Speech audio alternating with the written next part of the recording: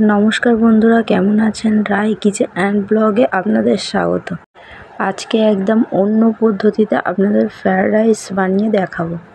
तो प्रथमेई आमि सब्जिगुलोके केटे निচ্ছি। एखाने निये निয়েছি বিনস और गाजर। तारपरे जलटा गरम हये गेছে। एखाने निয়েছি आमि एलाच दारचिनी लवंग दिए दिलाम। तारपरे जलटा भालोमतो करे फुटे जाबे। फुटे गेছে दिए दिচ্ছি आमि एखाने चाल দিয়ে দিচ্ছি আমি এখানে চাল। ফ্রাইড রাইসের ভাতটা হওয়ার জন্য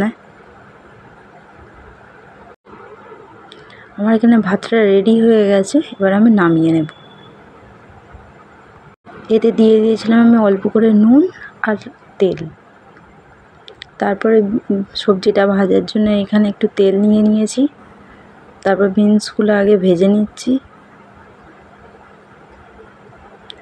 তারপরে দিয়ে দিলাম আমি একটু নুন। এটা একটু ভাজা হবে। ভাজা হয়ে গেছে। তারপর আমি এইগুলো তুলে নিচ্ছি। তারপরে দিয়ে দিলাম গাজর। তাতে একটু নুন দিয়ে দিলাম পরিমাণ মতো। ভাজা হয়ে গেছে গাজরগুলো। আমি গাজরগুলো তুলে নেব। এখানে আমার পুরো ভাজা কমপ্লিট। তারপরে এই কড়াইয়ে আমি মশলাগুলো করে নেব। এখানে ফ্রাইড রাইসের মশলা আছে। মশলাটা ভেজে গুঁড়িয়ে নেব। এখানে আমার ভাত রেডি। আর এই হচ্ছে ভাজা। আর এখানে আছে কিশমিশ, এখানে আছে মশলা, এখানে চিনি, আর এটা হচ্ছে ঘি।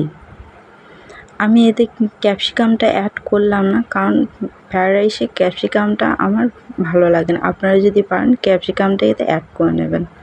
নিচে একটু তেল মাখিয়ে নিলাম ঘষাঘষি করে। তারপর দিয়ে দিলাম ভাত এতে। এটা প্রথম লেয়ার যাচ্ছে। তারপর আমি সবজিগুলো এতে দিয়ে দিলাম। প্রথমে ভাজা সবজিগুলো দিয়ে দিলাম। তারপর দিয়ে দিলাম কিশমিশ। তারপর এতে কিশমিশটা দিয়ে তারপরে দিয়ে দিলাম এতে গরম মশলা। ভেজে গুঁড়িয়ে রাখা গরম মশলাটা দিয়ে দিলাম। তারপর দিয়ে দিলাম স্বাদ মতো একটু চিনি। তারপর দিয়ে দিলাম স্বাদ মতো চিনি। তারপর দিয়ে দিলাম একটু ঘি।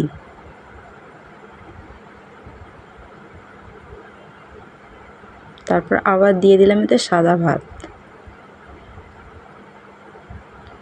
ভাতটা ঠিক করে নিলাম। তারপর একে একে আবারও এইরকম আমি লেয়ার তৈরি করব।